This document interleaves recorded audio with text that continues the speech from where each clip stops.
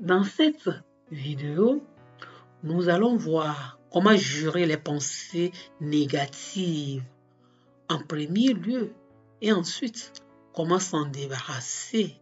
Je suis fière et ravie de t'atteindre par ma voix partout où tu m'écoutes, ma superstar. Reste scotché, on y va. Permets-moi d'aller directement dans le vif du sujet et te dire que tu ne peux pas éliminer les pensées négatives, mais tu peux les jurer.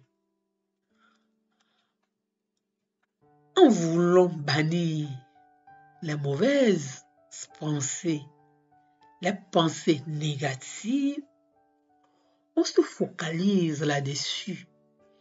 Et celui qui parle de se focaliser sur quelque chose parle de la concentration, parle de se concentrer là-dessus. Ainsi, en se concentrant, on multiplie sans le savoir ce que nous ne voulons pas. Ah oui, en se concentrant sur des mauvaises pensées, en voulant coûte que coûte les bannir, on les multiplie. On les multiplie en nous sans le savoir. Nous savons que nous vibrons à la vibration des pensées et idées sur lesquelles on se concentre. À ceci, cela est clair. En se concentrant sur ces mauvaises pensées, on finira par vibrer à la fréquence de ces mauvaises pensées. Je ne te dirai non plus de les ignorer, ces pensées négatives. Ça serait comme les entasser dans un coin de la maison. Elles finiront par pourrir et infecter toute la maison que nous sommes. Ce qu'il faut faire, c'est de prendre le contrôle en se vidant de ces mauvaises pensées.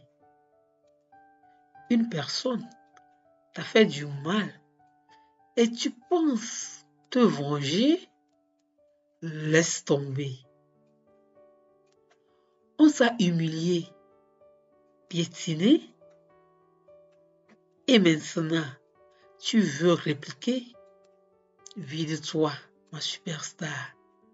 Laisse tout cela derrière toi. Laisse tomber tout cela. Ne t'attache pas à cela. Ne t'accroche pas. Libère-toi. Débarrasse-toi-en.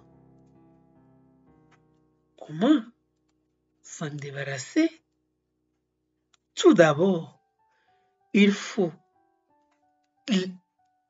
identifier, savoir que c'est une mauvaise idée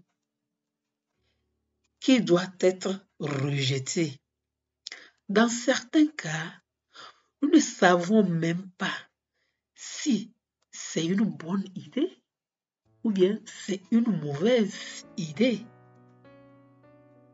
Et ceci, c'est le rôle de notre conscience. C'est elle, notre conscience, qui analyse nos pensées, les rejette ou les accepte.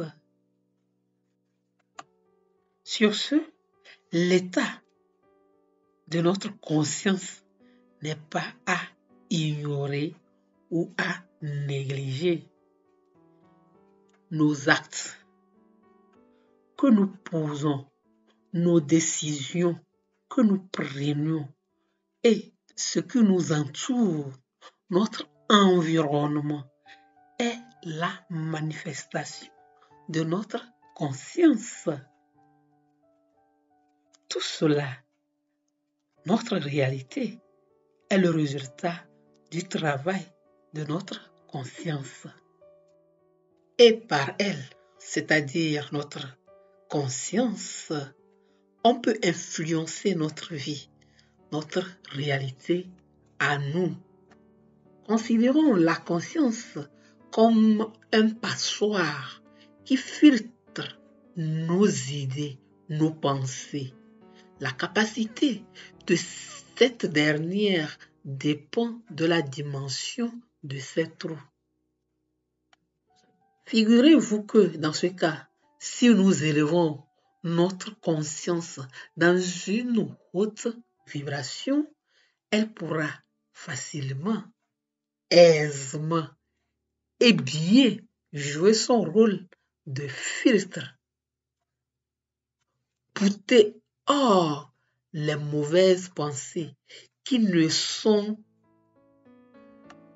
que des résidus, des toxines pour nous et notre environnement. Nous pouvons également utiliser cette astuce bonus qui consiste à répliquer le contraire, c'est-à-dire d'écrire le contraire de la mauvaise idée sur la table de ton esprit. Par exemple, une idée m'est venue que j'ai l'impression que je vais tomber malade. Il nous arrive quelquefois d'avoir ces idées bizarres, n'est-ce pas? Alors, qu'est-ce que je dois faire? J'écrase l'idée de maladie par la santé. Ainsi, sur le tableau de mon esprit, la maladie est remplacée par la santé. Voilà, c'est un bon jeu de mots dont tu sortiras victorieux. Ainsi, la maladie est écrasée et remplacée par la santé. La pauvreté remplacée par la richesse.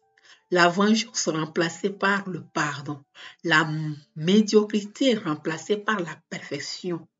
La stagnation remplacée par la prospérité. La haine remplacée, écrasée par l'amour. À force de faire cet exercice régulièrement, l'esprit saura en quoi s'en tenir. C'est à force de s'exercer qu'on devient professionnel, dit-on, n'est-ce pas? Merci pour l'écoute, mes superstars. C'était Essoman de la chaîne Healthy à notre bonheur, à nous tous. Et à la prochaine.